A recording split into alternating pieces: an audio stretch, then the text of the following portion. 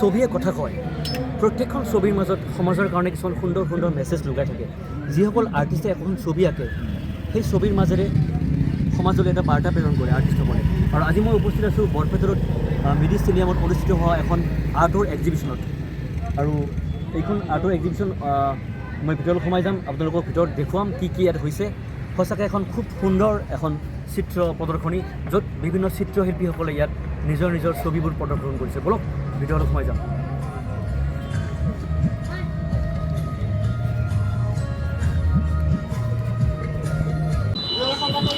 এয়া দেখিছে এয়া কেন্দ্ৰীয় ৰবীন্দ্ৰ স্মৃতি মঞ্চৰ 2026 ৰজত যি বৰ্ষ সেই উপলক্ষে যি ইয়াত আজি তিনিদিনীয়া কাৰ্যসূচীৰ ইয়াত সাংস্কৃতিক অনুষ্ঠান হ'ব বৰপেটাৰ মিনি ষ্টেডিয়াম আৰু ইয়াত এইটো এটা আৰ্টৰ প্ৰদৰ্শনী কৰিছে এক্সিবিশ্যন আৰু ইয়াত খুব সুন্দৰভাৱে এইবোৰ যে আৰ্ট কৰিছে এইবোৰ প্ৰদৰ্শন কৰিছে মই এজন মানুহক আপোনালোকক চিনাকি কৰাই দিম আমাৰ বৰপেটাৰ এজন খুব ভাল এজন আমাৰ আৰ্টিষ্ট হয় দাদা নমস্কাৰ নমস্কাৰ চিনি পাইছে এখেতক আমাৰ বৰপেটাৰ বহুত মানে ভাল এগৰাকী আৰ্টৰ শিক্ষক হয় আৰু এই গোটেই এক্সিবিশ্যন এখেতৰ মানে অধীনতে হৈছে ইয়াত আৰু এইটো আজি কেন্দ্ৰীয় ৰবীন্দ্ৰ স্মৃতি মঞ্চৰ উদ্যোগত ইয়াত আজি আৰ্টৰ এখন সুন্দৰ এক্সিবিশ্যন দাদা কিবা ক'ব নেকি প্ৰথমতে মই আমাৰ ভাইটিক ধন্যবাদ জ্ঞাপন কৰিছোঁ তেওঁৰ বন্ধুৰ লগতে আছে আৰু আমাৰ বৰপেটাৰ ৰজত জয়ন্তী উপলক্ষে আজিৰ যিটো প্ৰগ্ৰাম আৰম্ভ এই আৰম্ভণিত আমি সকলো ৰাইজক আমি শ্ৰদ্ধা জনাইছোঁ আৰু আমি নিমন্ত্ৰণ ৰাখিছোঁ জনাইছোঁ যে সকলো আমাৰ এই প্ৰগ্ৰাম চাবলৈ অহাৰ কাৰণে তাৰমানে 3 দিনীয়া প্ৰগ্ৰাম হ'ব আজি ইতিমধ্যে ফ্লেগ হোষ্টিং আৰম্ভ হৈছে আৰু শোভাযাত্ৰা ওলাই গৈছে তাৰপিছত আমাৰ প্ৰদৰ্শনী উন্মোচন হ'ব তাৰ মাজতে আমাৰ ভাইটি আহি আমাৰ লগত উপস্থিত হৈছে গতিকে আৰু দাদাক বহুতে চিনি পায় দাদা এগৰাকী ভাল আৰ্টিষ্ট হয় ভাল ছবি মানে আৰ্টিষ্ট হয় দাদা নিজৰ স্কুল আছে আৰু দাদাই মানে বডি বিল্ডিঙৰতো দাদা বহুত নাম আছে BS কলেজত যিসকলে জানে পুৰণা মানুহখিনিয়ে গম পায় আৰু দাদা এইবোৰ যে আৰ্ট এইবোৰ চব দাদা চব আপোনালোকৰ নিজে অঁকা না ষ্টুডেণ্টৰ এইটো আমাৰ জুবিন দাৰ কাম আমি কৰিছোঁ এইটো কোনে আপুনি আঁকিছে নেকি নিজে আঁকিছোঁ এইটো 3 ঘণ্টাত আমি এই ছবিখন আঁকিছোঁ এক্ৰেলিক কালাৰত 3 ঘণ্টাত এইটো চব আমাৰ জুবিন দাক খুব সুন্দৰভাৱে আঁকিছে আৰু জুবিন দাক আঁকিছে আমাৰ দাদা বিপ্লৱ শাহ দাদা এইটো জুবিন দাক আগতে কিমান সময় লাগিছে আমাৰ 3 ঘণ্টা সময় লাগিছে আমাৰ শ্ৰদ্ধাৰ মহান শিল্পী আমি জুবিন দাক আমি স্মৰণ কৰি আমি পূজাৰ সময়ত এইটো আঁকিছিলোঁ আৰু এইটো আজি এই প্ৰদৰ্শনৰ কাৰণে আমি মুখ্য ভূমিকা পালন কৰি আছোঁ জুবিন দাক খুব ভাল লাগিছে জুবিন দাক আঁকিছে আৰু এটা বহুত আৰ্ট আছে আৰু আৰ্ট আছে এইবিলাক আমাৰ নিজে কৰা আৰ্টবিলাক এইবোৰ চব ষ্টুডেণ্ট আঁকা নেকি নিজে কৰা আমাৰ হাতত এইবোৰ চব দাদাই আঁকিছে চব বিপ্লৱ শাহ আৰ্ট পেইণ্টিং কিছুমান পেইণ্টিং আছে আচ্ছা ইয়াতো আছে কিছুমান দেখুৱাম আপোনালোকক চাই থাকিব এইটো সুন্দৰ এইটো এটা খুব সুন্দৰ আৰ্ট এইটো মানুহৰ যিমানে বৰষুণ হওক আজি যেনেকৈ বৰষুণ দি আছে এইটোৰ লগত পুৰা সম্পৰ্ক এই বৰষুণৰ মাজতে মানুহ যে ব্যস্ত থাকে আৰু এই কামটো যাৰ যিটো কাম সেইটো কৰিব লাগিব যিমানে বৰষুণ হওক যিমানে যি হওক আমাৰ স্কুলতো যাব লাগিব আমাৰ কাম কৰিব লাগিব আমাৰ প্ৰগ্ৰামত যাব লাগিব অফিচত যাব লাগিব সেই বস্তুটো বুজাব খুজিছোঁ আমি এই পেইণ্টিঙত মেছেজ এটা খুব সুন্দৰ মেছেজ এই আৰ্টটো আচলতে ছবি এখন এনে আঁকি নিদিয়ে তাত এটা কিবা মেছেজ থাকে যদি ভালকৈ আপুনি চাই দাদাই কৈছে যে বৰষুণ পৰি আছে মানুহ গৈ আছে কোনোবা স্কুলত কোনোবা কামত কোনোবা অফিচ গতিকে যিমান ৰ'দ বৰষুণ নপৰে কিয় আমি আমাৰ কৰ্ম কৰি যাব লাগিব এই ছবিখনৰে এইটো দেখুৱাইছে দাদাই খুব ভাল লাগিছে আৰু দাদাৰ আৰ্টৰ ছবি আছে এখন ছবি আমাৰ যিকোনো বস্তুৱেই তেওঁ যিটো শেষ নহয় শেষৰ পিছতে যে আৰু জন্ম হয় আৰু আৰম্ভণি হয় সেইটোৱে আমি দেখাব খুজিছোঁ এইটো এটা আৰু ৰঙালাও আৰু তেওঁ গেলি পচি ক'ৰবাত ৰৈ আছে পৰি আছে তাৰ পিছৰ পৰা আৰু তেওঁ জন্ম দি আছে পাত মেলি আৰু নতুন প্ৰজন্মত আহিব আমাৰ এই সমাজখন ধৰিবৰ কাৰণে চব বস্তু সেইবিলাক কিছুমান বুজাইছোঁ এতিয়া আৰু দাদাই খুব ভাল মেছেজ দিছে যে এই যে ছবিখন আঁকাইছে ৰঙালাওটো পচি গৈছে কিন্তু আকৌ মানে গজালি মেলি আছে গতিকে কোনো বস্তু শেষ নহয় শেষৰ পৰা আৰু নতুনকৈ আৰম্ভণি হয় এইটো জীৱন গতিকে জীৱনত কেতিয়াও হাৰ মানিব নালাগে এই ছবিখন তাকে দেখাইছে এইখন ছবিত আমি বুজাইছোঁ যে যিকোনো বস্তু ছবি এখন হ'ব পাৰে আমি গছৰ ওচৰত থিয়া হৈছোঁ, গছৰ এডাল মানে অমিতা গাছ চব্জি হেৰিটো কি কয় হেৰি এইটো আপোনাৰ মধুৰিআম।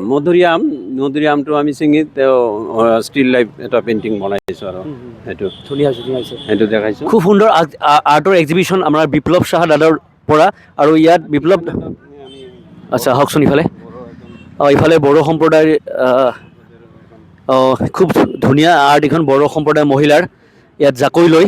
এইখিনি আমি এটা মেছেজ দিব খুজিছোঁ, আমাৰ অসমত বহুত জনজাতি আমাৰ বসবাস আছে আছে আছে তেওঁলোকৰ বড়ো মানুহ আমি কিছুমান মহিলাবিলাকে যেনেকুৱা এই সংস্কৃতিটো আমি দেখোঁ, জীয়াই ৰাখিছে। এইটো আমি দেখিছোঁ, আমাৰ এট্ৰেক্টিভ কৰিছে আৰু ধুনীয়া ধুনীয়া ভাল লাগিছে।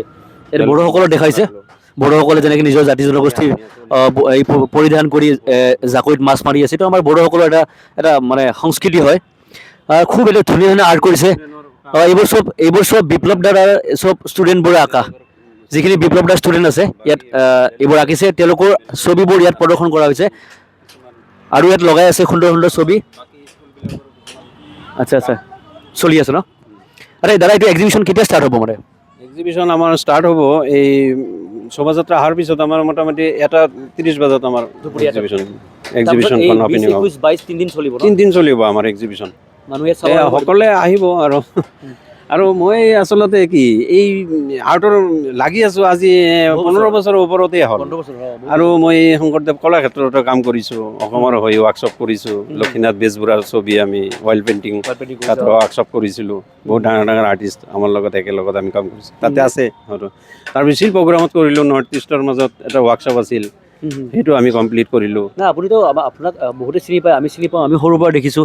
আপুনি 15 বছৰ ধৰি এই আৰ্টৰ লগত জড়িত হৈ আছে, বহু ষ্টুডেণ্ট আপুনি শিকাইছে, আপোনাৰ বহু ষ্টুডেণ্টে হয়তো আগবাঢ়ি গৈছে, অসমৰ বহুতে নাম কৰিছে। স্কুল আপ টু হেৰি এই শিৱসাগৰলৈকে আমাৰ স্কুলটো আছে, চিত্ৰ বিকাশ আৰ্ট স্কুল। শিৱসাগৰ তাতে ষ্টুডেণ্ট যিবিলাক বিয়া হৈছে তাতে স্কুল খুলিছে, লখিমপুৰত খুলিছে, ডাঙৰ কথা। আমাৰ সৰভোগতে খুলিছে, ডাংতলাতে খুলিছে।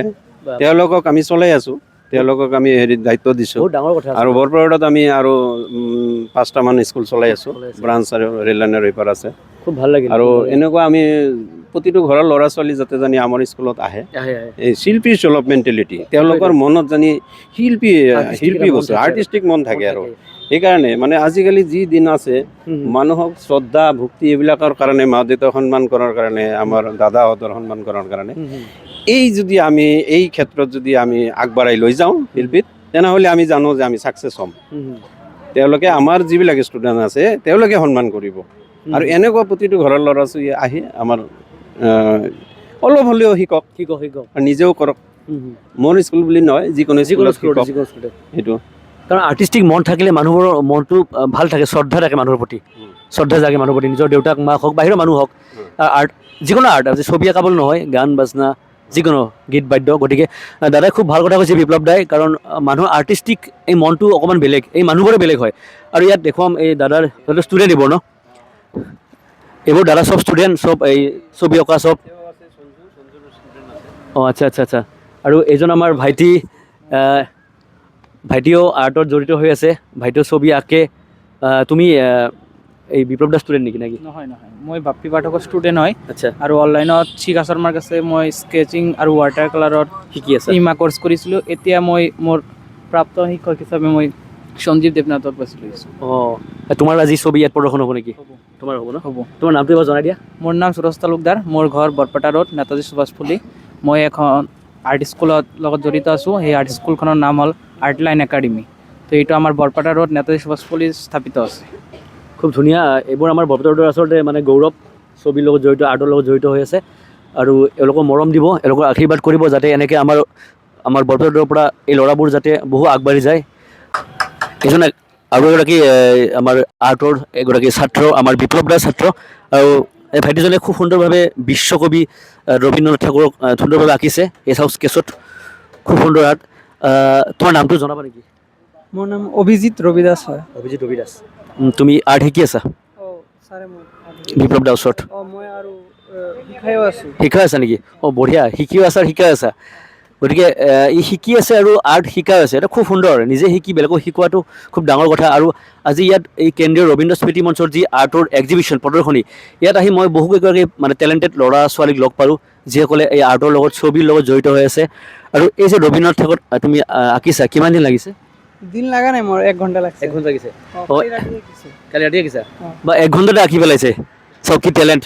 গতিকে আমাৰ বৰপেটা ৰোডত মানে টেলেণ্টেৰ অভাৱ নাই, আৰ্টৰ ক্ষেত্ৰত হওক যিকোনো ক্ষেত্ৰত ইয়াত বহুখিনি টেলেণ্টেড ল'ৰা ইয়াত ভৰি আছে। আৰু এতিয়ালৈকে আৰ্টৰ এক্সিবিশ্যন ষ্টাৰ্ট হোৱা নাই, এটা অপেনিং হ'ব অকণমান পিছত। মই যদি পাৰোঁ অকণমান আৰু পিছৰ দৃশ্যবোৰ আপোনালোকক দেখুৱাই থাকিম। ধন্যবাদ।